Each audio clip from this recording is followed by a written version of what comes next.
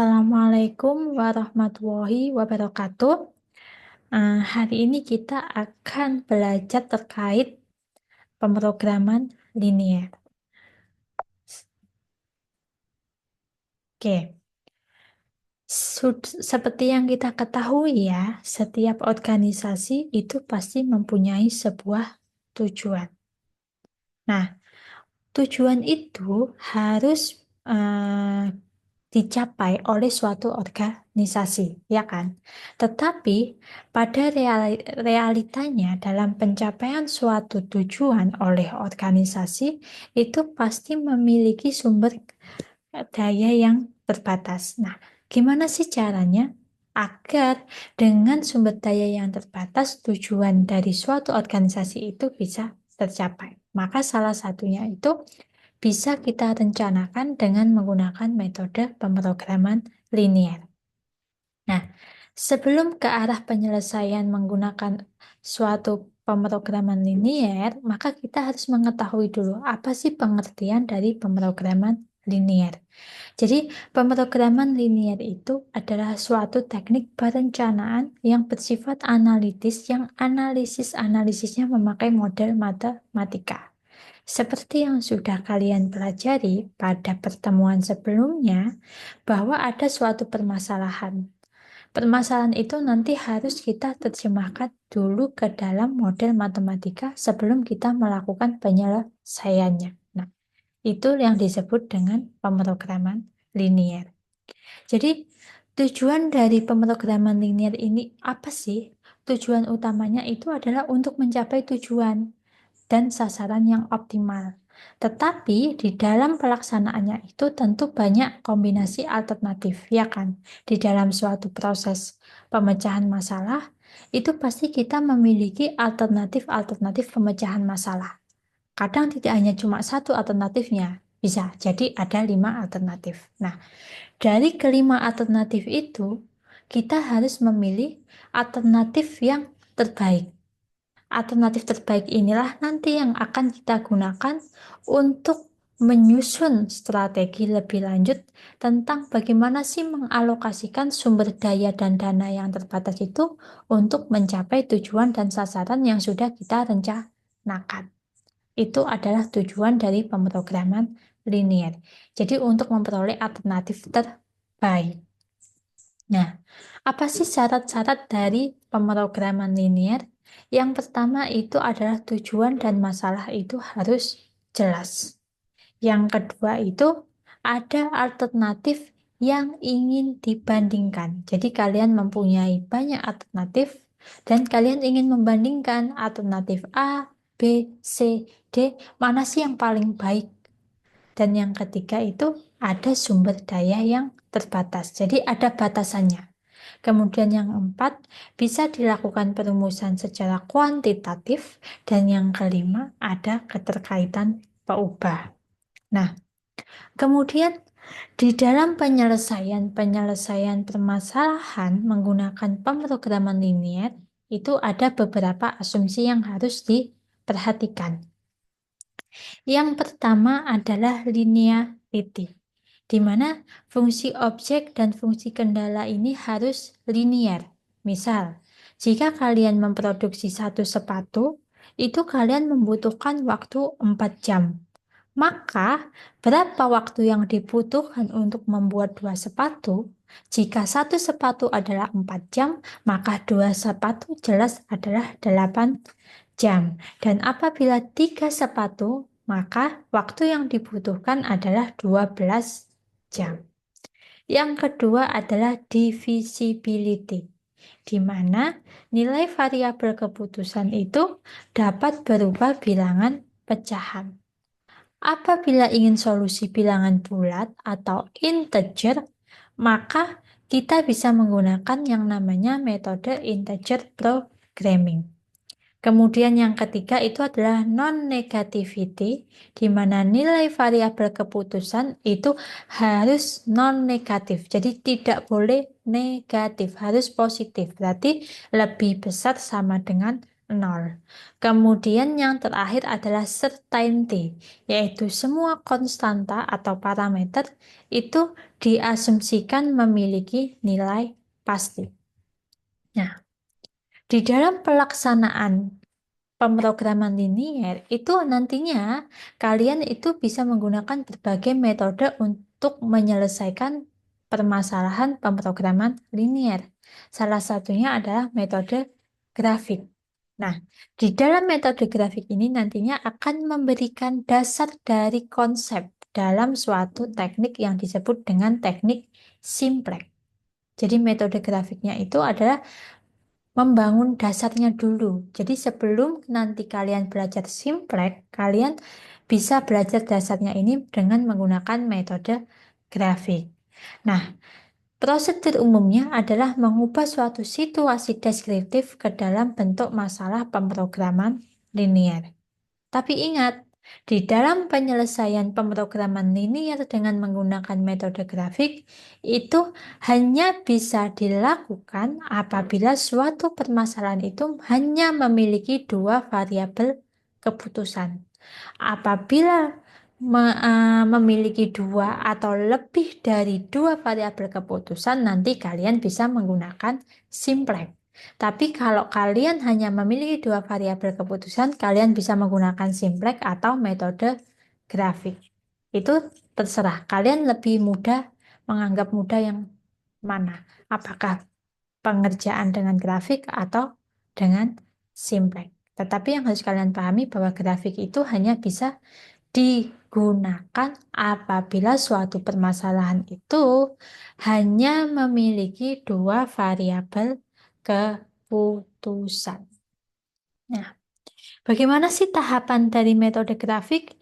Yang pertama adalah identifikasi variabel keputusan.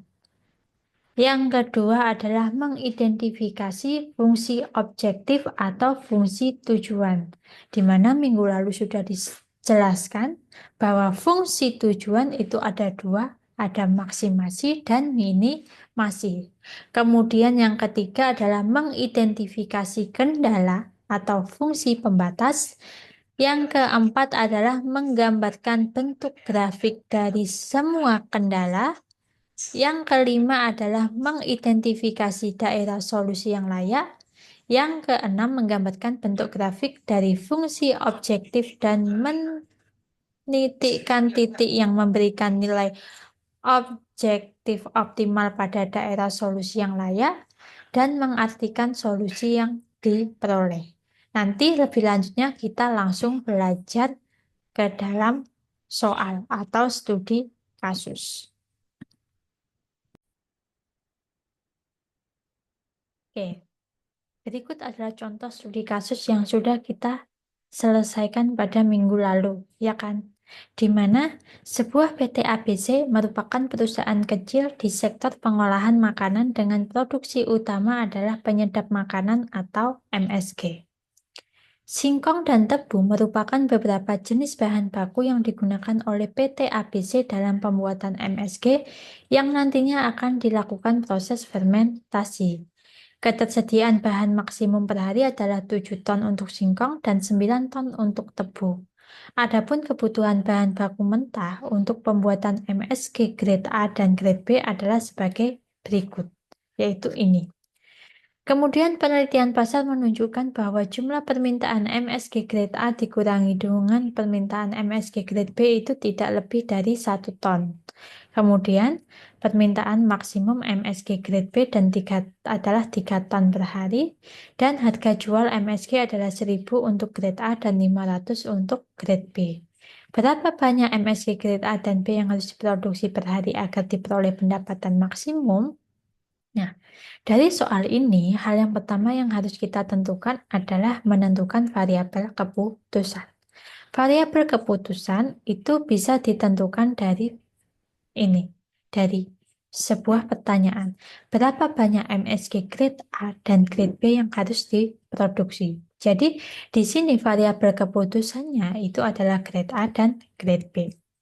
Jadi di sini variabel keputusan untuk MSG grade A saya kasih lambang X, sedangkan untuk MSG grade B saya kasih lambang Y.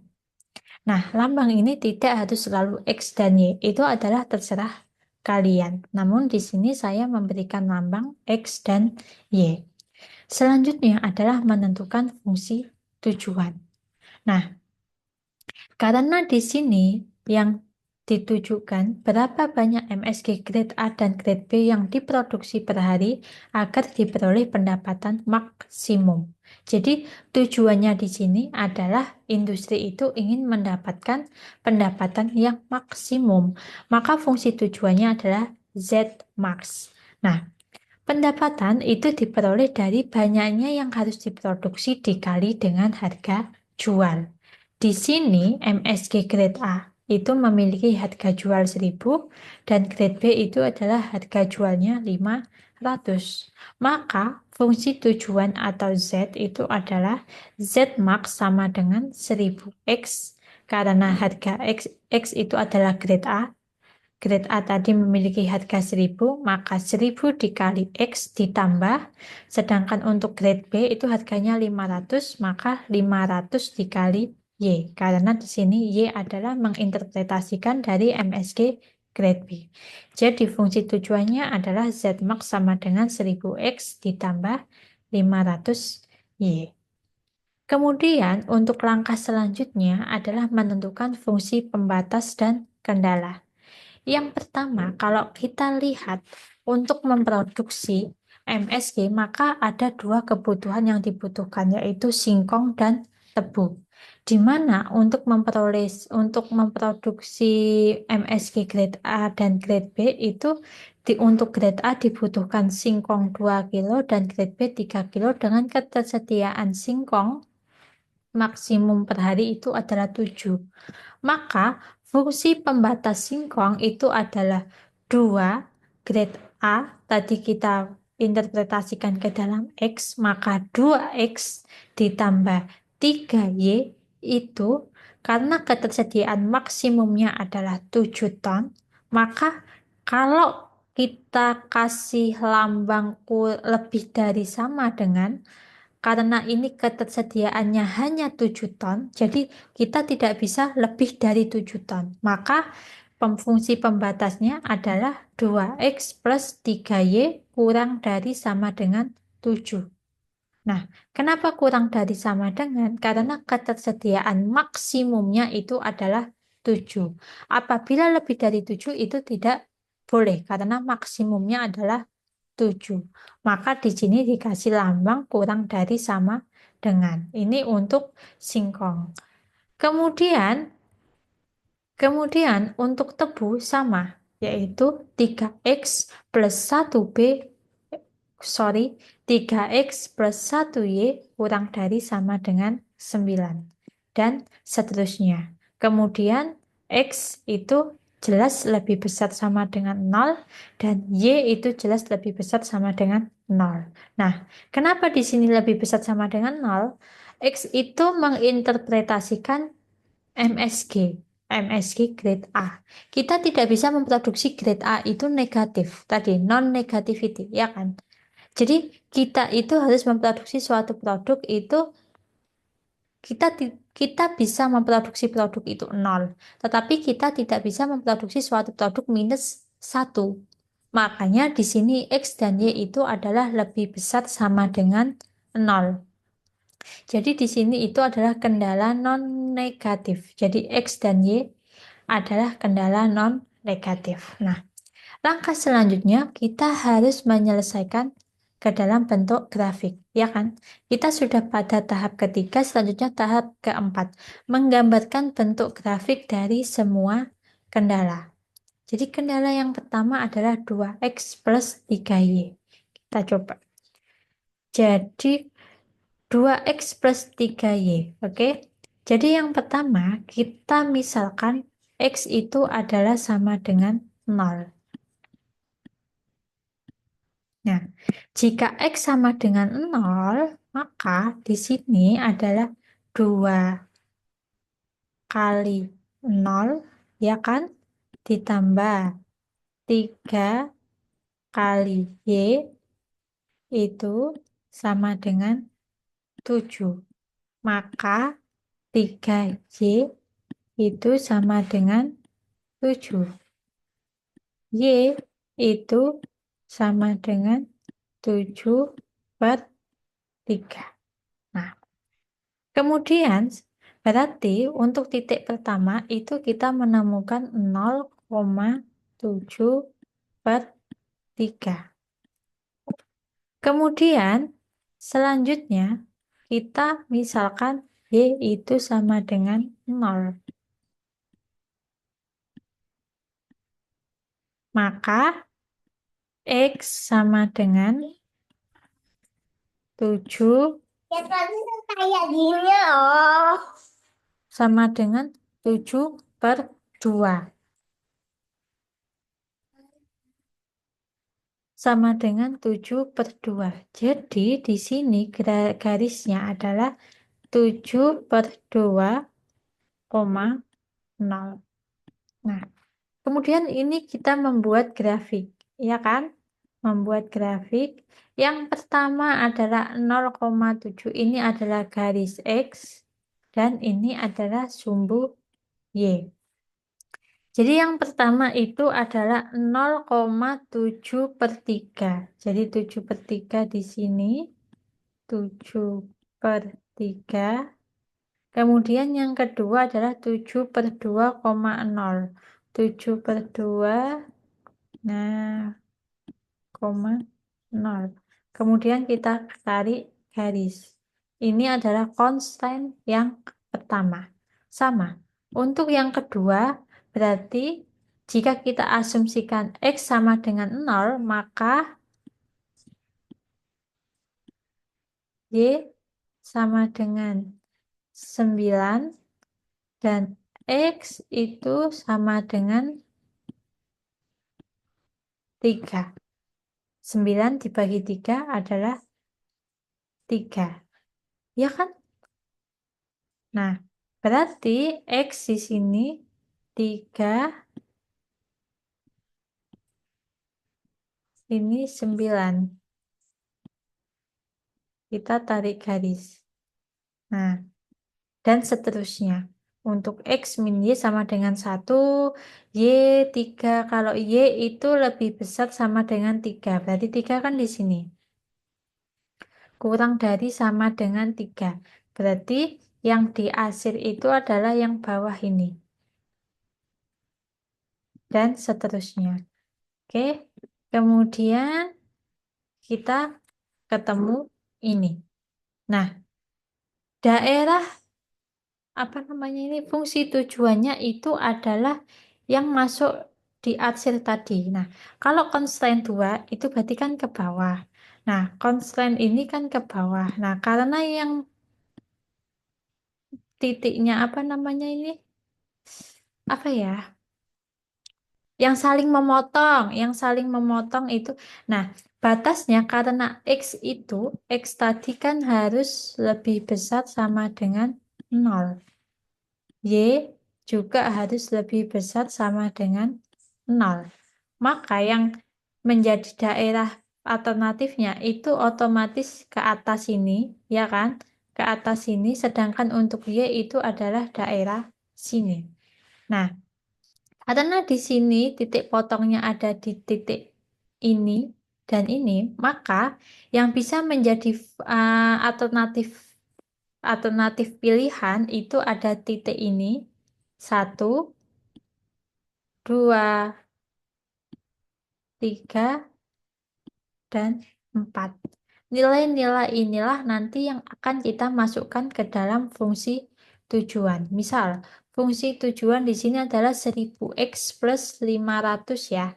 1000x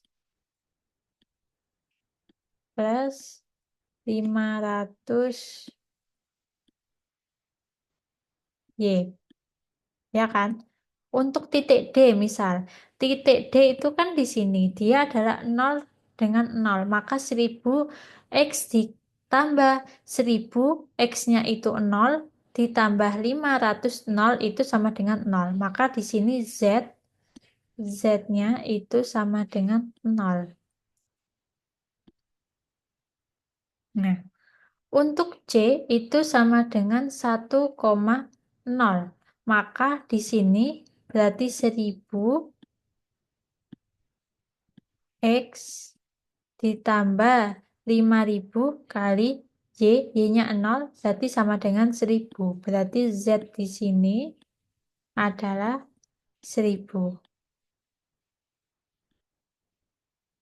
Sama. Hal yang sama juga bisa dilakukan pada titik B. Sedangkan untuk titik A, kita bisa melakukan yang namanya substitusi dan eliminasi dengan menggunakan garis ini. Garis constraint yang pertama tadi kita lakukan substitusi dan eliminasi, nanti ketemu X-nya sama Y-nya berapa, tinggal dimasukkan. Sampai sini paham? Habis ini kita akan belajar contoh soal studi kasus yang kedua. Oke, sampai sini dulu kuliah hari ini. Wassalamualaikum warahmatullahi wabarakatuh.